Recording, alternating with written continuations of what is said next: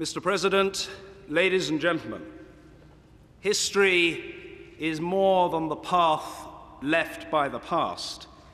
It influences the present and can shape the future. We meet today in Westminster Hall, a building begun 900 years ago when the Vikings were visiting the shores of what would become the United States, even if it was Columbus who would subsequently demonstrate the politician's art of arriving late but claiming all the credit. This hall has witnessed grim trials and the sentencing to death of a king, coronation banquets, ceremonial addresses, and the coffins of those receiving the last respects of our people. Few places reach so far into the heart of our nation. Yet, until today, no American president has stood on these steps to address our country's parliament. It is my honor, Mr. President, to welcome you as our friend and as a statesman. Statesmanship is the cement which seals our shared idealism as nations. It makes meaningful the unity of ambition, passion for freedom, and abhorrence of injustice that is the core of our close alliance.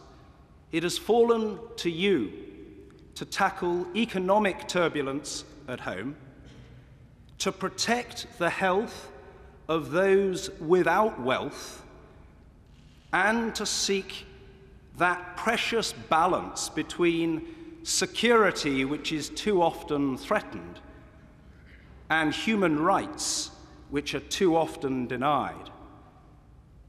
History is not the burden of any one man or woman alone, but some are called to meet a special share of its challenges.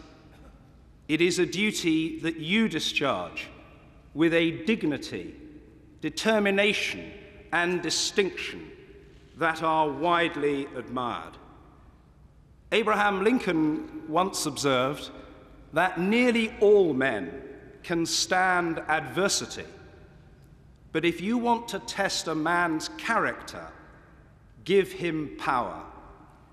Ladies and gentlemen, the President of the United States of America, Barack Obama.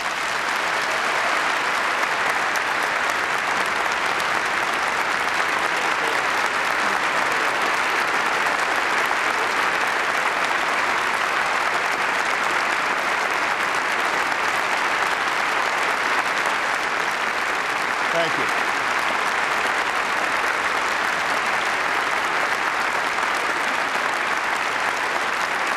Thank you very much. Thank you. Thank you. Thank you so much.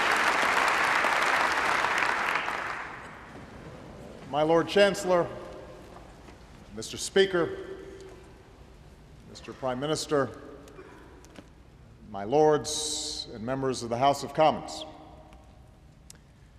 I have known few greater honors than the opportunity to address the Mother of Parliaments at Westminster Hall. I am told that the last three speakers here have been the Pope, Her Majesty the Queen, and Nelson Mandela, which is either a very high bar or the beginning of a very funny joke.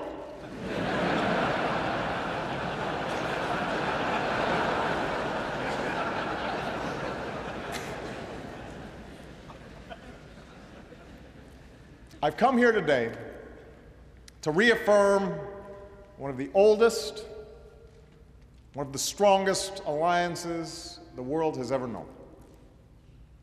It's long been said that the United States and the United Kingdom share a special relationship.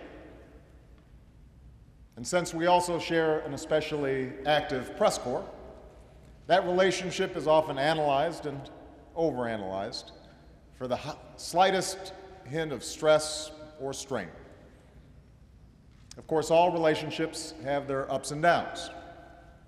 Admittedly, ours got off on the wrong foot with a small scrape about tea and taxes.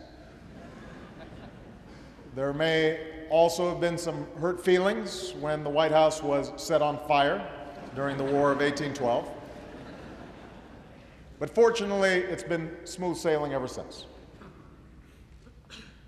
And the reason for this close friendship doesn't just have to do with our shared history, our shared heritage, our ties of language and culture, or even the strong partnership between our governments.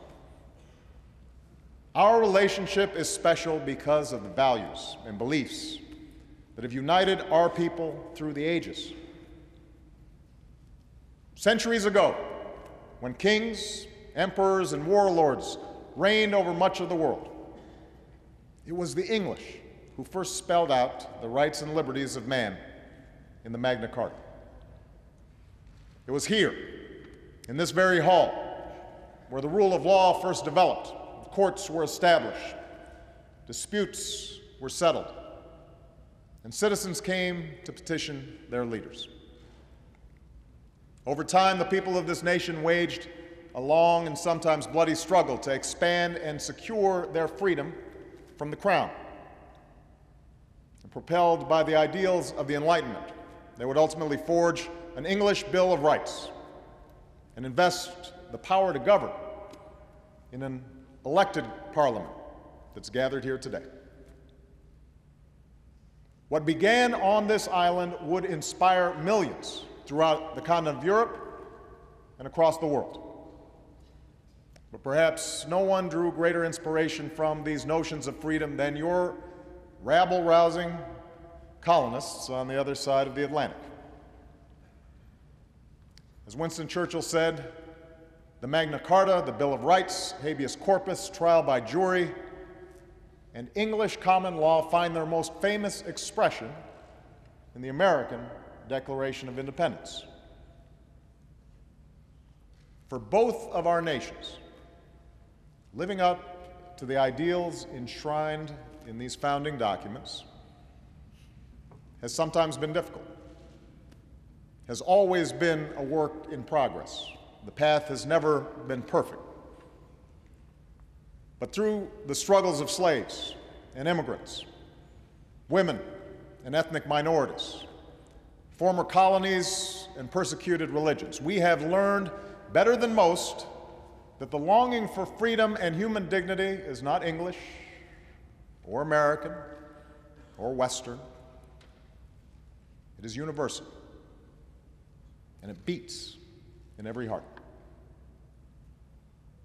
Perhaps that's why there are few nations that stand firmer, speak louder, and fight harder to defend democratic values around the world than the United States and the United Kingdom. We are the allies who landed at Omaha and Gold, who sacrificed side by side to free a continent from the march of tyranny and help prosperity flourish from the ruins of war.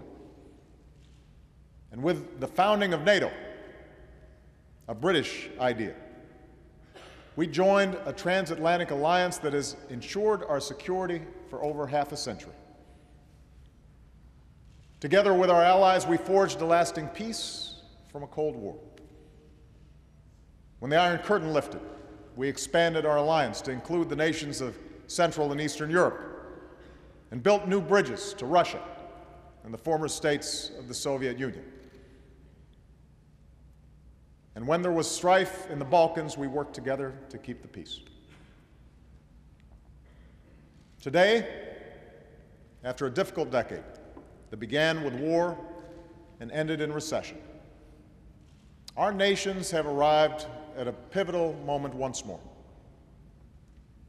A global economy that once stood on the brink of depression is now stable and recovering. After years of conflict, the United States has removed 100,000 troops from Iraq, the United Kingdom has removed its forces, and our combat mission there has ended. In Afghanistan, we've broken the Taliban's momentum and will soon begin a transition to Afghan lead. And nearly 10 years after 9/11, we have disrupted terrorist networks and dealt al-Qaeda a huge blow by killing its leader, Osama bin Laden. Together, we have met great challenges.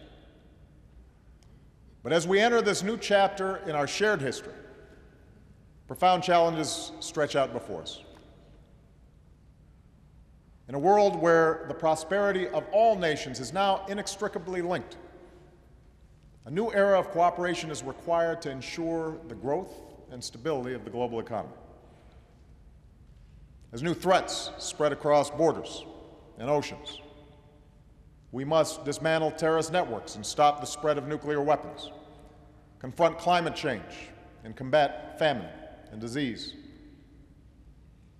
And as a revolution races through the streets of the Middle East and North Africa, the entire world has a stake in the aspirations of a generation that longs to determine its own destiny.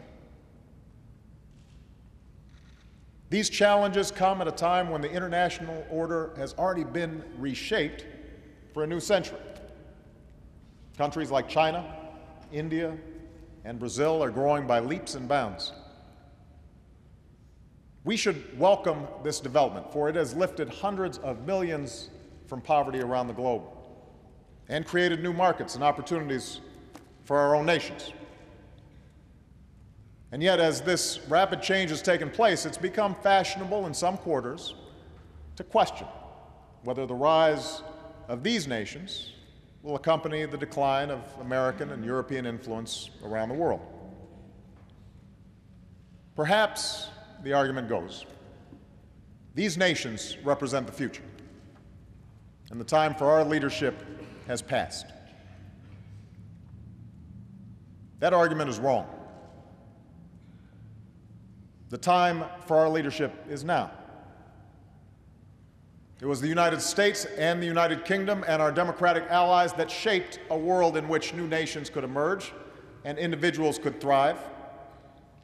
And even as more nations take on the responsibilities of global leadership, our alliance will remain indispensable to the goal of a century that is more peaceful, more prosperous, and more just. At a time when threats and challenges require nations to work in concert with one another, we remain the greatest catalysts for global action. In an era defined by the rapid flow of commerce and information, it is our free market tradition,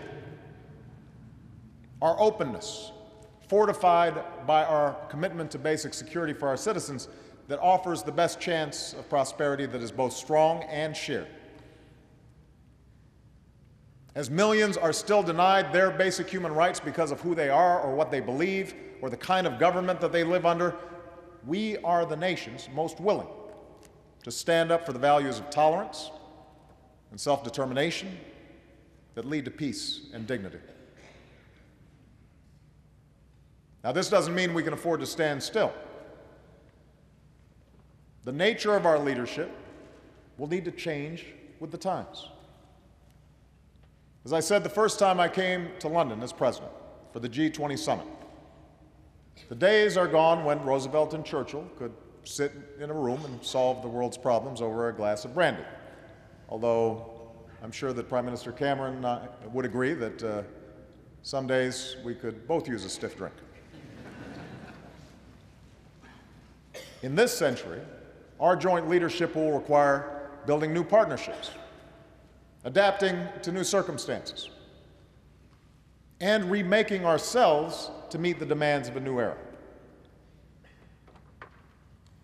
That begins with our economic leadership. Adam Smith's central insight remains true today. There is no greater generator of wealth and innovation than a system of free enterprise that unleashes the full potential of individual men and women. That's what led to the Industrial Revolution that began in the factories of Manchester. That is what led to the dawn of the information age that arose from the office parks of Silicon Valley. That's why countries like China, India, and Brazil are growing so rapidly, because in fits and starts, they are moving toward market-based principles that the United States and the United Kingdom have always embraced. In other words, we live in a global economy that is largely of our own making. And today, the competition for the best jobs and industries favors countries that are free-thinking and forward-looking, countries with the most creative and innovative and entrepreneurial citizens. That gives nations like the United States and the United Kingdom an inherent advantage. For from Newton and Darwin to Edison and Einstein, from Alan Turing to Steve Jobs, we have led the world in our commitment to science and cutting-edge research, the discovery of new medicines and technologies. We educate our citizens and train our workers in the best colleges and universities on earth. But to maintain this advantage in a world that's more competitive than ever, we will have to redouble our investments in science and engineering and renew our national commitments to educating our workforces. We've also been reminded in the last few years that markets can sometimes fail. In the last century, both our nations put in place regulatory frameworks to deal with such market failures. Safeguards to protect the banking system after the Great Depression, for example. Regulations that were established to prevent the pollution of our air and our water during the 1970s. But in today's economy, such threats of market failure can no longer be contained within the borders of any one country. Market failures can go global and go viral and demand international responses. A financial crisis that began on Wall Street infected nearly every continent, which is why we must keep working through forums like the G20 to put in place global rules of the road to prevent future excesses and abuse. No country can hide from the dangers of carbon pollution, which is why we must build on what was achieved at Copenhagen and Cancun to leave our children a planet that is safer and cleaner. Moreover, even when the free market works as it should, both our countries recognize that no matter how responsibly we live in our lives, hard times or bad luck, a crippling illness or a layoff may strike any one of us. And so part of our common tradition has expressed itself in a conviction that every citizen deserves a basic measure of security. Health care if you get sick, unemployment insurance if you lose your job, a dignified retirement after a lifetime of hard work. That commitment to our citizens has also been the reason for our leadership in the world. And now, having come through a terrible recession, our challenge is to meet these obligations while ensuring that we're not consuming and hence consumed with a level of debt that could sap the strength and vitality of our economies. And that will require difficult choices, and it will require different paths for both of our countries. But we have faced such challenges before and have always been able to balance the need for fiscal responsibility with the responsibilities we have to one another. And I believe we can do this again. As we do, the successes and failures of our own past can serve as an example for emerging economies. That it's possible to grow without polluting. That lasting prosperity comes not from what a nation consumes, but from what it produces and from the investments it makes in its people and its infrastructure. Now, just as we must lead on behalf of the prosperity of our citizens, so we must safeguard their security. Our two nations know what it is to confront evil in the world. Hitler's armies would not have stopped their killing had we not fought them on the beaches and on the landing grounds, in the fields and on the streets. We must never forget that there was nothing inevitable about our victory in that terrible war. It was won through the courage and character of our people. Precisely because we are willing to bear its burden, we know well the cost of war.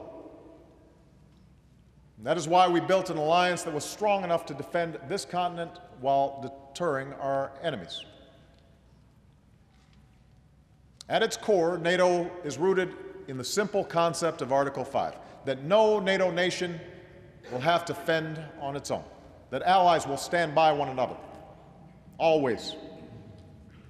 And for 6 decades, NATO has been the most successful alliance in human history. Today, we confront a different enemy. Terrorists have taken the lives of our citizens in New York and in London. And while al-Qaeda seeks a religious war with the West, we must remember that they have killed thousands of Muslims, men, women, and children around the globe. Our nations are not and will never be at war with Islam. Our fight is focused on defeating al-Qaeda and its extremist allies. In that effort, we will not relent, as Osama bin Laden and his followers have learned. And as we fight an enemy that respects no law of war, we will continue to hold ourselves to a higher standard by living up to the values, the rule of law, and due process that we so ardently defend. For almost a decade, Afghanistan has been a central front of these efforts. Throughout those years, you, the British people, have been a stalwart ally, along with so many others who fight by our side. Together, let us pay tribute to all of our men and women who have served and sacrificed over the last several years. For they are part of an unbroken line of heroes who have borne the heaviest burden for the freedoms that we enjoy. Because of them, we have broken the Taliban's momentum. Because of them, we have built the capacity of Afghan security forces. And because of them, we are now preparing to turn a corner in Afghanistan by transitioning to Afghan lead. And during this transition, we will pursue a lasting peace with those who break free of al-Qaeda and respect the Afghan constitution and lay down arms. And we will ensure that Afghanistan is never a safe haven for terror, but is instead a country that is strong, sovereign, and able to stand on its own 2 feet. Indeed, our efforts in this young century have led us to a new concept for NATO that will give us the capabilities needed to meet new threats. Threats like terrorism and piracy, cyber attacks and ballistic missiles. But a revitalized NATO will continue to hew to that original vision of its founders, allowing us to rally collective action for the defense of our people, while building upon the broader belief of Roosevelt and Churchill that all nations have both rights and responsibilities, and all nations share a common interest in an international architecture that maintains the peace. We also share a common interest in stopping the spread of nuclear weapons.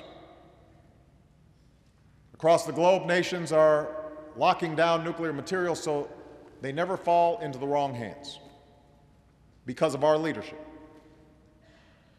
From North Korea to Iran, we've sent a message that those who flaunt their obligations will face consequences, which is why America and the European Union just recently strengthened our sanctions on Iran, in large part because of the leadership of the United Kingdom and the United States. And while we hold others to account, we will meet our own obligations under the Non-Proliferation Treaty and strive for a world without nuclear weapons. We share a common interest in resolving conflicts that prolong human suffering and threaten to tear whole regions asunder. In Sudan, after years of war and thousands of deaths, we call on both North and South to pull back from the brink of violence and choose the path of peace. And in the Middle East, we stand united in our support for a secure Israel and a sovereign Palestine. And we share a common interest in development that advances dignity and security. To succeed, we must cast aside the impulse to look at impoverished parts of the globe as a place for charity. Instead, we should empower the same forces that have allowed our own people to thrive. We should help the hungry to feed themselves, and the doctors who care for the sick. We should support countries that confront corruption and allow their people to innovate. And we should advance the truth that nations prosper when they allow women and girls to reach their full potential. We do these things because we believe not simply in the rights of nations, we believe in the rights of citizens. That is the beacon that guided us through our fight against fascism and our twilight struggle against communism, and today that idea is being put to the test in the Middle East and North Africa. In country after country, people are mobilizing to free themselves from the grip of an iron fist. And while these movements for change are just 6 months old, we have seen them play out before. From Eastern Europe to the Americas, from South Africa to Southeast Asia. History tells us that democracy is not easy. It will be years before these revolutions reach their conclusion, and there will be difficult days along the way.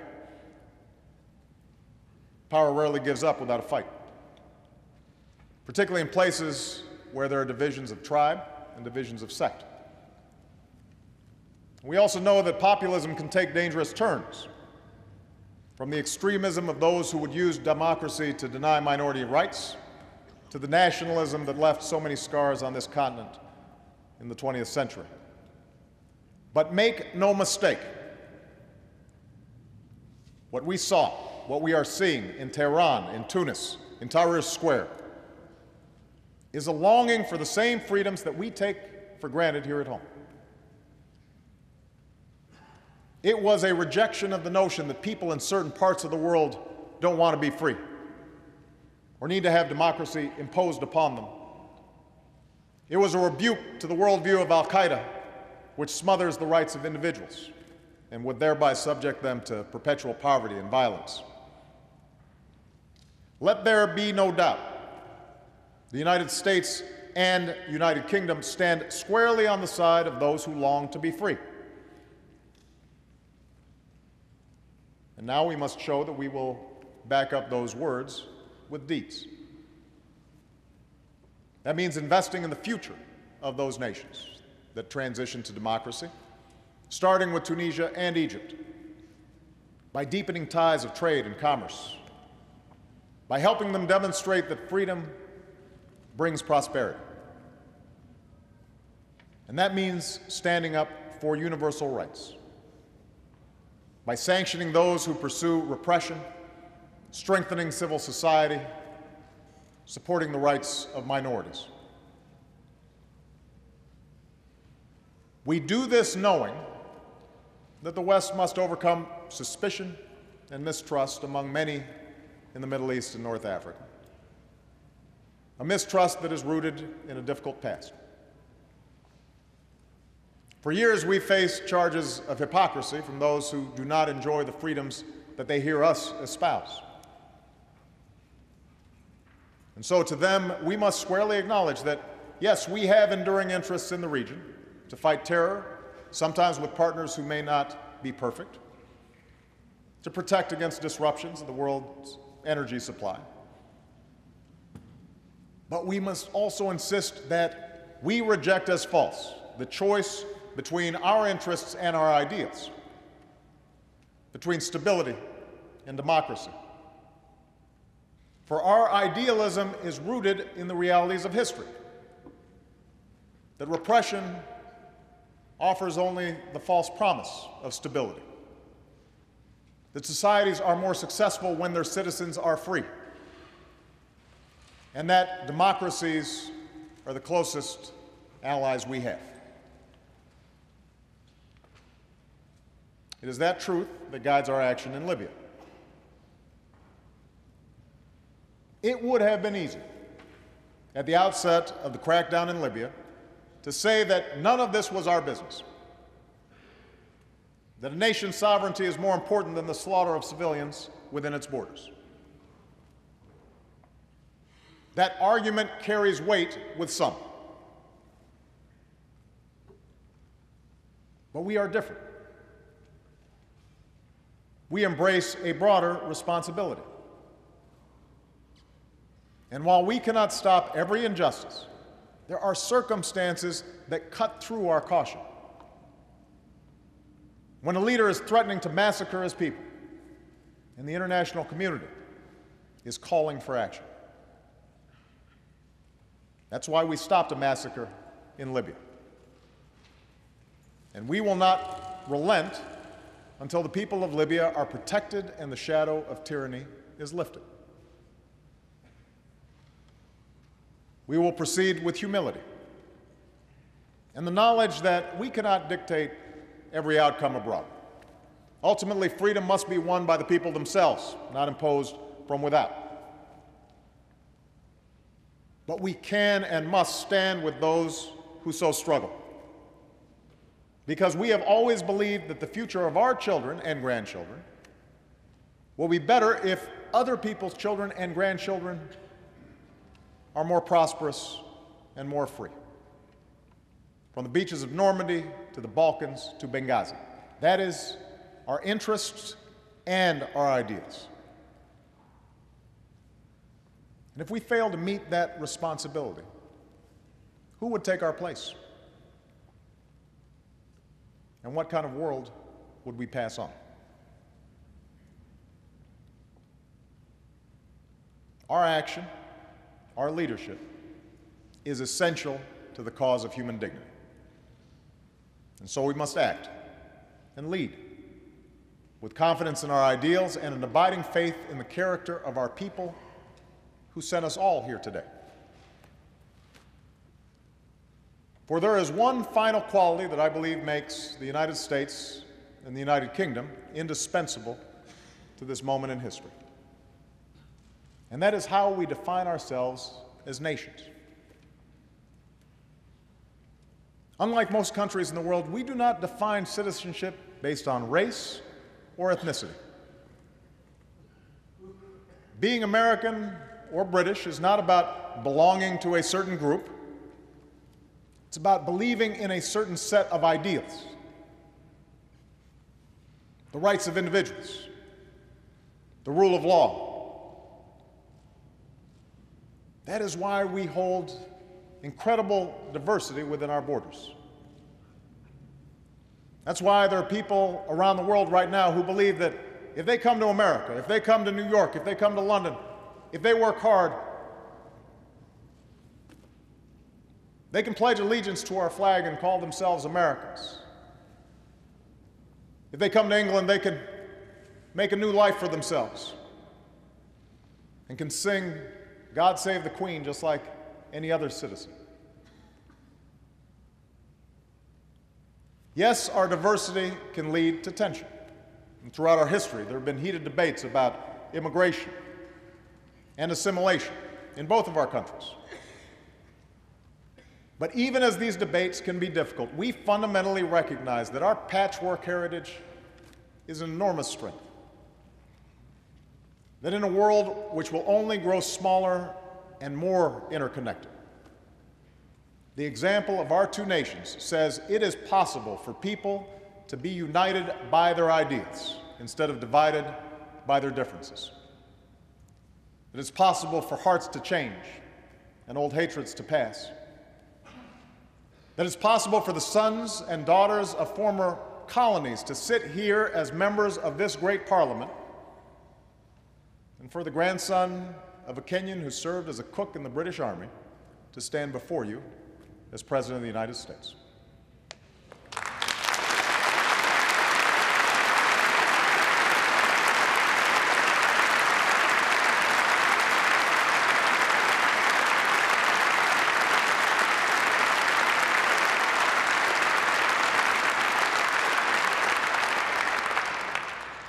That is what defines us. That is why the young men and women in the streets of Damascus and Cairo still reach for the rights our citizens enjoy, even if they sometimes differ with our policies.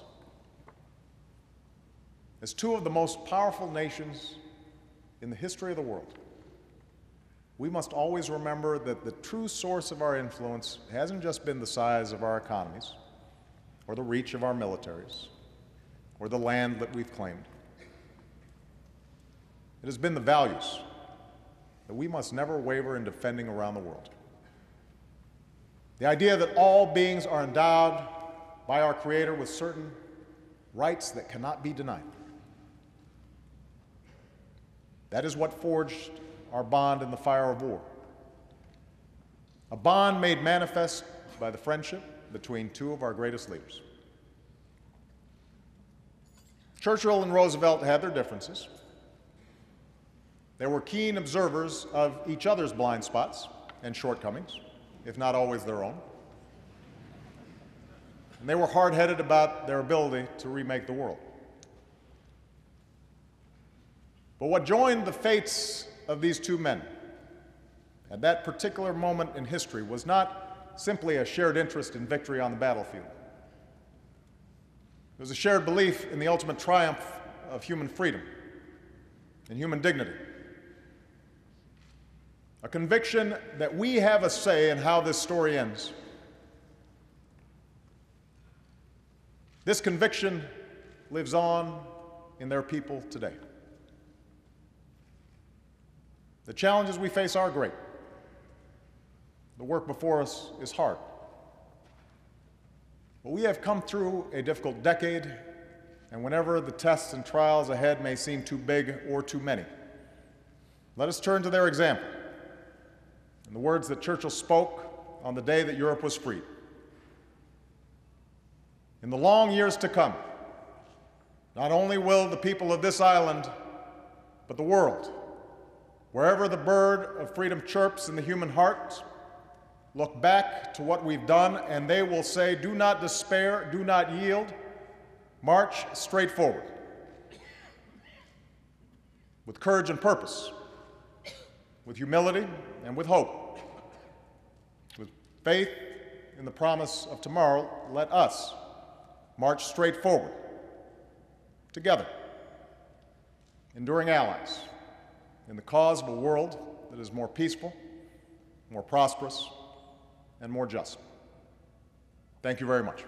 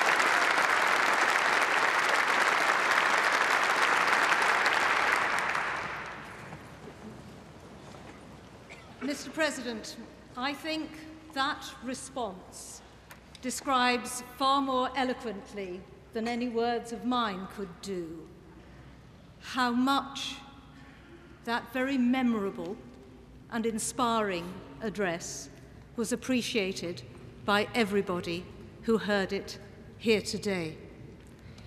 You spoke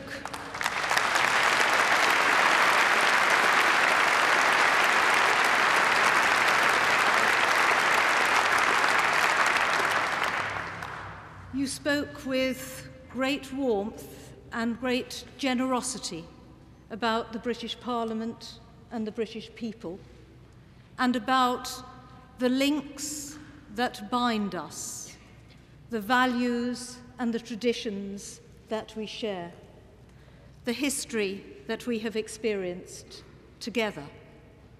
But more than that, you spoke too, not just of the relationships of the past, but the relationships of the future.